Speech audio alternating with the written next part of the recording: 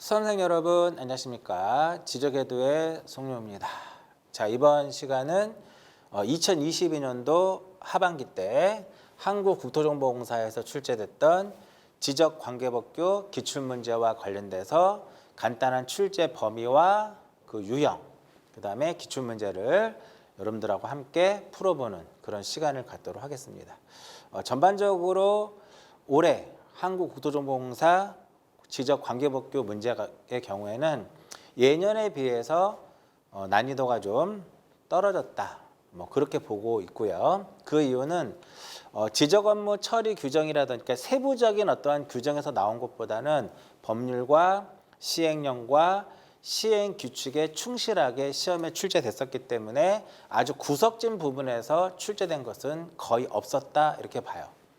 자, 전체적으로 한번 보면은 출제 범위가 우리가 보통 세 개죠. 공간정보의 구축 및 관리 등에 관한 법률이 있는데, 이 공간정보의 구축 및 관리 등에 관한 법률에서 전체 8문항이 출제가 됐었죠. 8문제가 출제가 됐었는데 앞에서 제가 말씀드렸듯이 전반적으로 난이도는 높은 그런 문제는 아니었다. 8문제 중에 지목과 관련된 문제, 그러니까 두문자, 차문자 그 부분이 나왔었고요. 대지권등록부하고 공의전면부의 공통적인 등록사항, 매번 시험에 나오는 내용이고요. 토지개발사업, 이것은 사업 어떠한 법률과 그 사업의 매칭을 물어보는 그런 문제였는데 기존에도 한번 나왔던 문제가 재탕이 됐고요. 국장과 관련된 거 한 문제 나왔고요. 좀 이따 알려드리고요. 지상경계기준, 축적변경위원회, 지적측량 의뢰, 측량업의 취소 사유. 보시면 타이틀만 보더라도 그렇게 어렵지 않구나라는 것을 느낄 수가 있을 겁니다. 공간정보의 구축 및 관리 등에 관한 법률에서 총 8문항이 출제가 됐었고요. 자, 지적 제조사에 관한 특별법에서는 총 3문항이 출제가 됐습니다. 첫 번째, 기본계획에 포함될 사항에 해당하지 않는 것. 그 다음에 토지 소유자 협의의 기능, 경계 결정에 대한 이의신청, 이 3문항이 출제가 됐었고요. 국가공간정보기본법에서는 2문제가 출제가 됐습니다. 항상 해마다 빠짐없이 나오는 한국국토정보공사와 관련된 문제, 사업 범위에 해당하지 않는 것은 이 문제와 예산에 대한 의견 제시를 누구에게 하는가, 이렇게 2문항이 출제가 됐었고요. 그 다음에 지적업무 처리 규정에서 한 문항이 나왔는데 이 문제가 조금 난이도가 좀 높았었던 그런 문제다라고 보면 되겠고, 측량 기하적에 대한 게 나온 거죠. 네, 공통적으로 우리가 이 3개의 법이 있습니다. 이 3개의 법이 있는데 마지막 부분에 보면은 벌칙이 있죠. 이 중에서 공간정보 관련된 법률 중에 가장 무거운 행정형벌이 어떤 거냐라는 식으로 문제가 출제가 됐었습니다. 이렇게 해서 전체적으로 15문항이 출제가 됐습니다. 처음에 제가 도입 부분에 말씀을 드렸듯이 난이도를 봤을 때는 그렇게 어려운 문제는 아니었다. 자, 1번부터 한번 봅니다. 국가공간정보기본법상 시행계획 또는 기관별 시행계획의 집행에 필요한, 요게 핵심의 예산. 집행에 필요한 예산에 대해서 위원회 심의를 거쳐 의견을 누구에게 제시를 해야 되느냐? 기획재정부 장관이에요. 국가공간정보기본법 제7조 국가공간정보정책 시행계획을 보게 되면 국장은 시행계획 또는 기관별 시행계획의 집행에 필요한 예산에 대하여 위원회 심의를 거쳐서 기획재정부 장관에게 의견을 무엇할 수 있다? 제시할 수 있다, 이겁니다. 그래서 1번의 정답은 몇 번이에요? 정답은 1번입니다. 2번 볼게요. 자, 국가공간정보기본법상 한국국토정보공사의 사업과 관련이 없는 것은 눈에 봐도 딱 정답은 2번이 되는데 볼게요. 정답은 2번입니다. 그럼 해설을 한번 보게 되면 공사의 사업은 우리가 국가공간정보기본법의 제14조에 명시가 되어 있습니다. 그중에서 측량업 중에서는 오로지 무엇만 할 수 있다? 지적측량업만 할 수 있습니다. 즉 측량업 중에 지적측량업을 제외한 나머지의 측량업은 한국국토정보공사가 할 수 없다라는 거죠. 그렇기 때문에 2번의 정답은 몇 번이 된다? 2번이 되는 겁니다. 연안조사, 측량업 이렇게 돼요. 그래서 나머지 1번과 3번과 4번의 경우에는 전부 다 우리가 한국국토정보공사의 그 사업 범위에 해당이 됩니다. 정답은 2번이고요. 3번. 자, 이 문제는 제 기억으로는 상반기 때도, 그죠? 상반기 때도 나왔던 문제 같은데, 지적 제조사 사업을 하는 과정에서, 자, 지적 제조사 사업에서 국장이 무엇을 수립을 하냐면 국토교통부 장관이 기본계획을 수립을 합니다. 이때 기본계획에 포함될 사항이 아닌 것은, 그러니까 어차피 빨리 풀어야 되잖아요, 우리가. 여기 홍보. 지적 제조 사업의 이 홍보와 관련된 것은 시도 종합계획과 어디에 들어가요? 실시계획에 포함될 사항입니다. 자, 그러면 기본계획에 포함될 사항, 자, 특별법 제4조 기본계획 수립이 있는데 이거 어떻게 외우라고 그랬어요? 앞자리 따서 외우라고 했잖아요. 기, 시, 규, 연, 배, 인, 교, 표, 교 이렇게 되는 거죠. 그 홍자 없잖아 지금.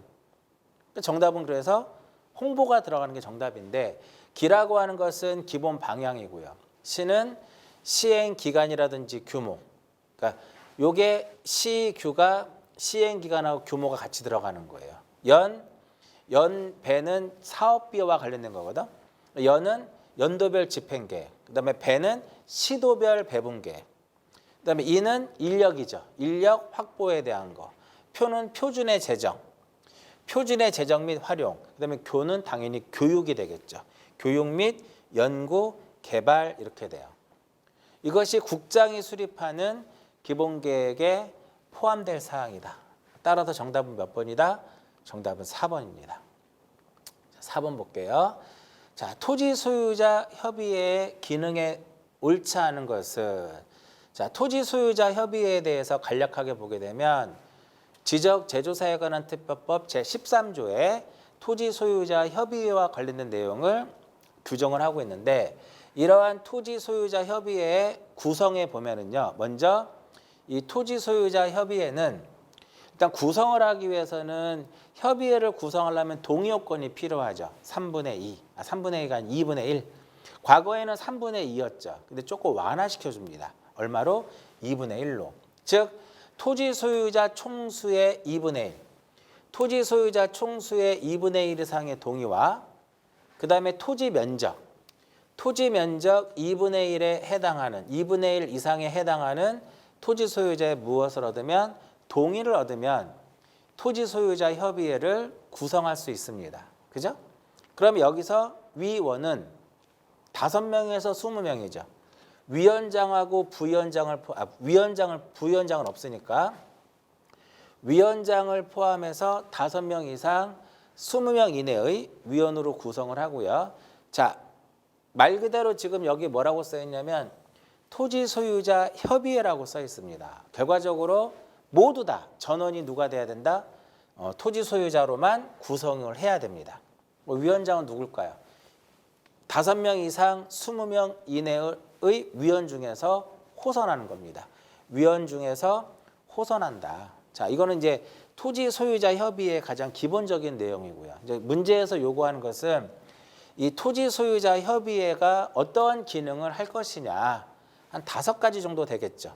첫 번째는 바로 뭐냐면 지적소관청이 실시계획을 수립을 하게 되면 시도지사에게 지적제조사 지구지정을 신청을 합니다.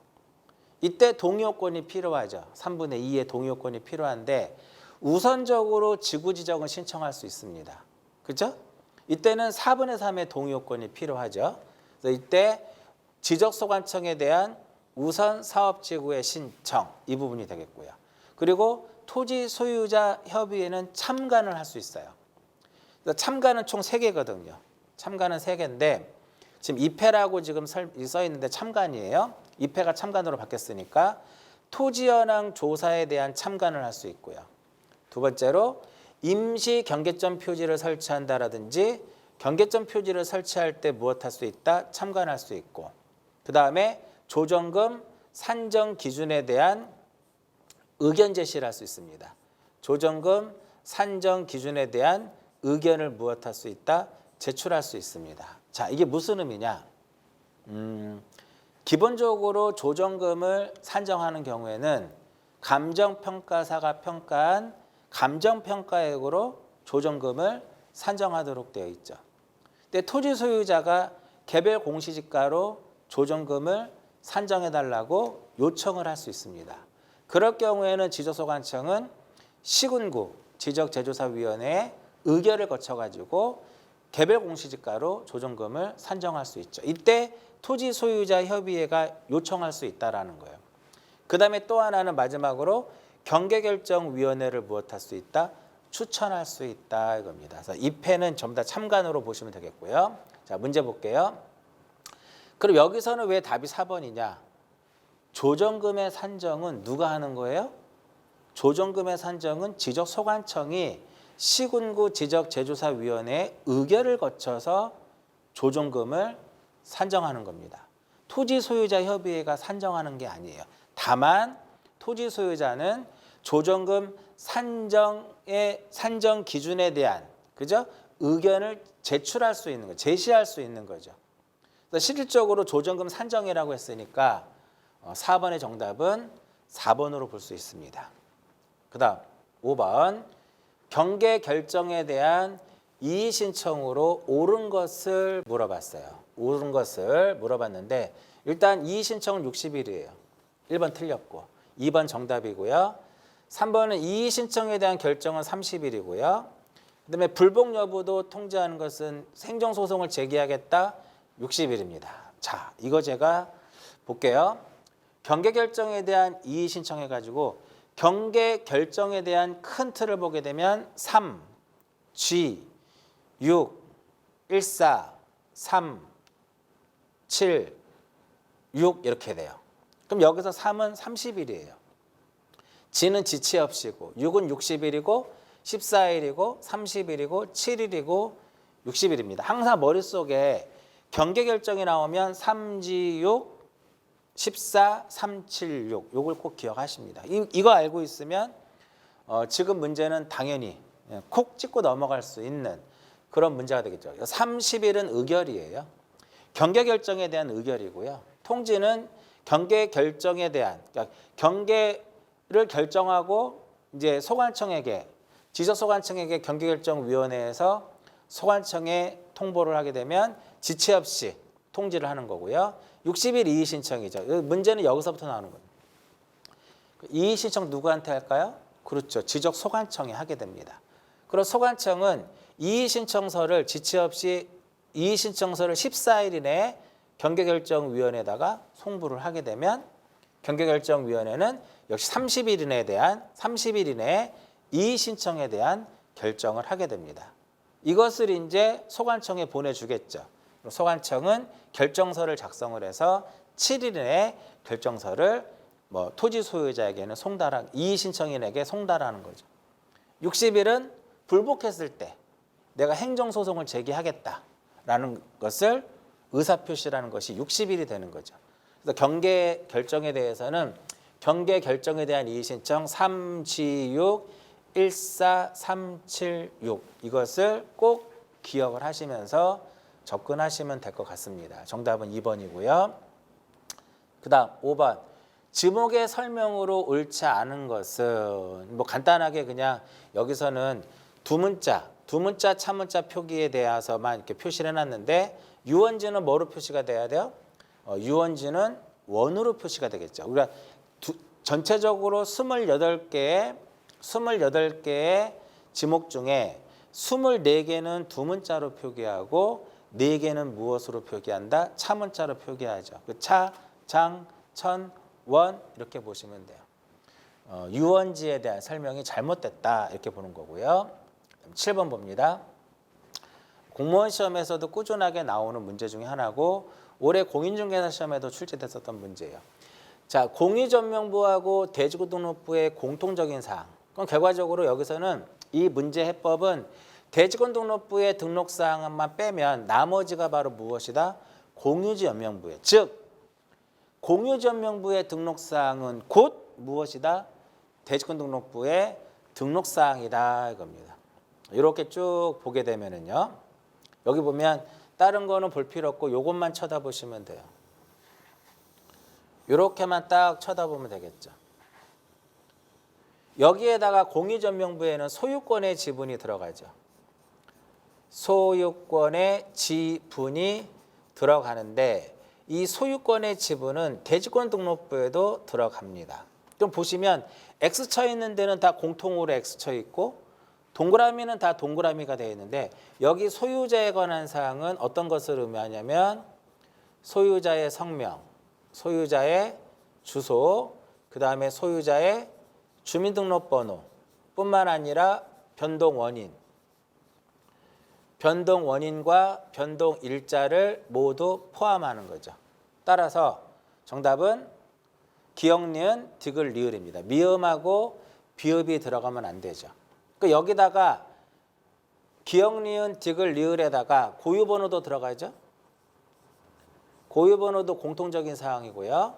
소유자의 변경된 날과 원인뿐만 아니라 좀 전에 얘기한 것처럼 소유자의 성명, 주소, 주민번호 들어가는 겁니다.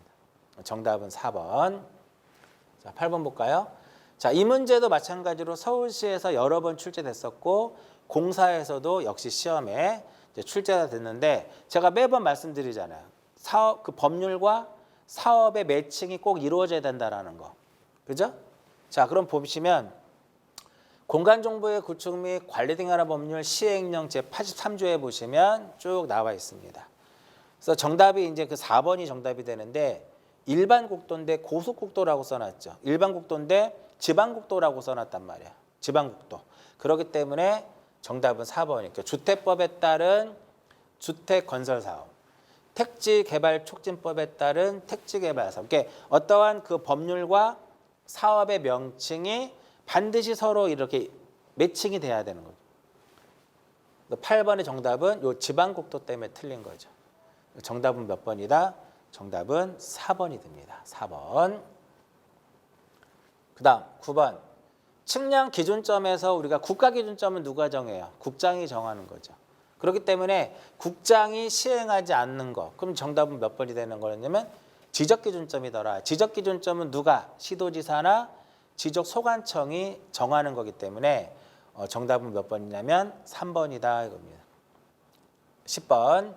경계 설정 기준으로 옳지 않은 것은 눈에 보여도 정답은 2번이 되는 것 같고요. 자, 우리가 그 지상 경계 기준 해가지고 항상 그림을 통해서 정리하는 게 편하죠. 제방이다. 제방이면 바깥쪽 어깨가 경계가 되는 거죠. 해면에 접하면 해면이라든지 수면에 접하면 여기 최대 만조위, 최대 만수위, 최대 만조위, 최대 만수위가 지상 경계 기준이 되는 것이고 절토부일 때는 어디가 돼요? 절토부일 때는 상단부가 경계가 되는데 우리 문제에서 뭐라고 나왔어? 하단부로 나왔죠. 그 다음에 높낮이의 차이가 있을 때는 이 부분이 되는 거죠. 하단부가 되는 거고 높낮이의 차이가 없을 때는 구조물의 중앙이 지상 경계 기준이 됩니다. 자, 여기서 하나 체크할 것은 절토부일 때는 상단부고 높낮이의 차이가 없을 때는 구조물의 중앙이고 높낮이의 차이가 있을 때는 하단부예요. 그런데 단서 조항이 있습니다. 어떤 단서 조항이냐면 소유자가 다른 경우는 어떻게 할 것이냐. 소유자가 다른 경우에는 소유권의 범위에 따른다. 이렇게 되는 거죠. 따라서 10번의 정답은 2번입니다. 나머지는 다 옳게 설명이 되어 있고요. 절토부일 때는 상단인데 하단부다라고 표현이 됐었죠. 11번. 자, 축적변경위원회에 대한 설명이다. 옳지 않은 것은 축적변경위원회는요. 5명 이상 10명 이내예요. 5하고 10이 되게 중요합니다. 그러니까 나눠보세요. 2분의 1이 토지 소유자, 2분의 1 이상이 토지 소유자이어야 되고요. 5명 이하일 때는 전원이 돼야 될 것이고 회의 소집 5일 전 각각의 위원에게 서면으로 통보를 하면 됩니다. 그러니까 이 안에서 모든 것들이 해결이 되죠. 자, 보시면 자, 축적변경위원회는 어디에 설치할까요? 지적소관청에 둡니다. 그렇죠? 자, 왜 두는 거냐면은 축적변경에 관한 심의 의결을 하기 위해서. 자, 문제는 위원장이 누구냐 이거죠. 위원장은 지적소관청이다. 그러면 큰일 나요. 위원장은 지적소관청이 지명을 하도록 되어 있고요. 자, 위원은 5명 이상 10명 이내의 위원으로 구성을 하도록 되어 있고요. 토지 소유자가 이렇게 아까 2분의 1 이상이 토지 소유자이어야 될 것이고, 토지 소유자가 만약에 5명 이내일 때는 전원이 축적변경 위원이 돼야 된다. 그럼 이와 같이 축적변경 위원이 되기 위해서는요, 어떠한 그 지역 사정에 정통한 자라든지, 그죠? 그 다음에 지적의 어떠한 전문적인 지식을 가진 사람이 무엇이 될 수 있다? 위원이 될 수 있더라. 이렇게 되는 거죠. 이해하셨나요? 이렇게 해서 참고적으로 기억하시고요. 그럼 정답은 몇 번이냐면은 소관청이 위촉을 하는 거고, 정답은 몇 번이 되냐면 정답은 1번입니다. 3명 이상 3명, 5명 나오는 게 어디 있어, 그죠? 5명 이상 10명 이내의 위원으로 구성하고, 나머지는 위원장은 소관청이 지명하고, 회의 소집 5일 전, 그다음에 회의는 위원장을 포함한 제적위원회 과반수 출석에 의해서 개의가 되고, 출석위원회 과반수 찬성으로 의결된다. 일단 정답은 이쪽이 정답이었어요. 나머지는 제가 대략적으로 문제를 지문은 재구성을 한 내용이, 워낙 답은 쉬운 데 있었다 이거죠. 12번, 이 문제는 토지 소유자가 지적측량 수행자에게 지적측량을 의뢰할 수 있는 것을 찾으라는 거죠. 분할할 때는 의뢰할 수 있는 거죠. 어차피 이 두 개는 제조사 측량과 검사 측량은 절대 의뢰할 수 없는 거고, 합병은 측량을 하지 않기 때문에 의뢰할 수 없는 것이다. 그렇기 때문에 토지를 무엇하는 경우에 분할을 할 때는 지적 측량이 필요하기 때문에 이 경우에는 토지 소유자가 수행자에게 의뢰할 수 있다. 이렇게 되는 거죠. 정답은 3번입니다. 13번. 자, 공간정보의 구축 및 관리 등에 관한 법률상 측량업의 취소 대상이 아닌 것은 정당한 사유 없이 지적 측량 신청을 거부한 경우는 취소 사유가 아니죠. 자, 취소 사유 한번 쭉 볼까요? 자, 제52조 공간정보의 구축 및 관리 등에 관한 법률 제52조에 보면 측량업의 취소 사유가 있는데, 첫 번째는 거짓으로 등록한 경우, 거짓, 부정한 방법으로 측량업을 등록한 경우에 취소 사유고요. 자, 등록을 하려면 등록 기준에 적합해야 되겠죠. 기술 인력도 있어야 되고 장비도 있어야 되고, 그 등록 기준에 미달되는 경우, 물론 일시적인 미달은 취소 사유가 아니고요. 그리고 결격 사유에 해당이 되면 안 돼요. 결격 사유에 해당이 되면 안 되고, 어떠한 사유로 인해 가지고 업무를 정지시켜, 영업을 정지시켰는데 영업 정지 기간을 위반했을 때도 마찬가지고요. 등록증 대여하면 된다 안 된다? 측량업 등록증 대여하면 안 되겠죠? 취소 사유가 되겠고요. 영업 정지 기간을 위반했을 때, 그 다음에 마지막으로 하나 볼까요? 국가기술 자격증 대여 사실이 확인된 경우, 이런 경우에는 측량업이 바로 본다 취소해. 그건 절대적 취소 사유예요. 영업 정지를 거치지 않고 바로 무엇이 되냐면 취소 사유가 됩니다. 따라서 정답은 4번이에요. 14번. 이번 시험에서 가장 난이도가 높았던 문제 중에 하나인데, 지적 업무 처리 규정에 보면은 다 명시되어 있어요. 근데 이제 우리가 시험이라고 하는 어떠한 그 짧은 시간 동안에 그 문제를 풀어야 되기 때문에, 그죠? 문제를 풀어야 되기 때문에 우리가 실수를 유발할 수 있는데, 어찌됐든 결론은 누가 실수를 가장 줄이느냐 이거예요. 시험에서는. 자, 점유한항선의 경우에는 보통 붉은색 점선으로 표시를 하죠. 붉은색 점선으로 표시하는데, 이게 핵심이에요. 이미 작성되어 있는 지적 측량 파일을 이용했을 경우에는 파란색으로 표시하도록 되어 있어요. 자, 보시면 측량 파일 코드에 보면은 이렇게 붉은색 점선 쭉 표시되어 있는데, 여기 맨 밑에 뭐라고 써 있냐면 이미 작성되어 있는 지적 측량을 이용해서 측량할 경우에는 내용, 규격, 도식을 무슨 색으로 한다? 파란색으로 표시를 합니다. 그래서 아마 이 문제는 붉은색 점선을 쓴 사람들이 좀 있을 거예요. 워낙 우리가 점유현황선 하면 붉은색 점선을 생각하니까. 근데 핵심은 기존에 작성되어 있는 이게 핵심이 되는 겁니다. 따라서 파란색 점선이 정답이 되는 거고요. 자, 마지막으로 15번에 보시면 이제 이 문제에서 이제 뭐 수험생들 얘기를 들어보니까 국가공간정보 관련 법이라고 해놨잖아. 국가공간정보기본법이 아니라 국가공간정보 관련법이니까 공간정보의 구축 및 관리 등에 관한 법률도 국가공간정보와 관련된 법이에요. 그래서 결국은 벌칙 중에 가장 무거운 거를 찾으라고 했으니까 정답은 1번입니다. 얘는 3년에 3천이죠. 3년에 3천이고 3년 이하 징역 또는 3천만 원 이하의 벌금형에 처하고요. 허수아비투 대여복제. 허수아비투 대여복제. 얘는 1년에 얼마? 1,000만 원이죠. 복제. 허수아비투 대여복제. 1년에 1,000만 원이고 요거는 제가 어떻게 외우라고 그러냐면은 공간정보의 구축 및 관리 등에 관한 법률에서 측량 기준점은 누구든지 이거를 이전하거나 파손하면 안 되죠. 효용을 해쳐서는 안 돼요. 2년에 2천만 원이죠.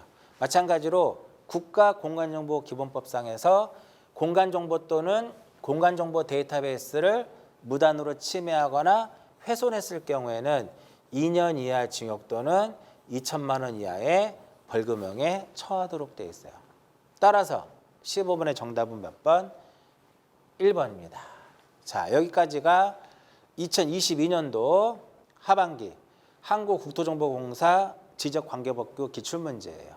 처음에 제가 말씀을 드렸듯이 완벽한 문제는 아니고 제가 수험생들한테 물어보고 의견을 취합해가지고 일부 동일한 문제도 있겠지만 문제를 재구성을 해서 여러분들한테 제공을 하는데 전반적으로 봤을 때는 크게 벗어나지는 않을 겁니다. 자, 처음에 말씀드렸듯이 이번 시험은 예전에 비해서 어떤 난이도는 좀 떨어집니다. 근데 선발 인원수가 적다 보니까 당연히 커트라인은 당연히 올라가는 게 정상적인 거고요. 해마다 이제 항상 시험을 보고 느끼는 것이 이제 뭐 합격하는 사람도 있고 합격을 못하는 부분도 있는데 결국은 누가 시험장에서 가장 실수를 적게 하느냐 이런 부분에서 요즘에 이제 공사의 어떠한 합격 여부가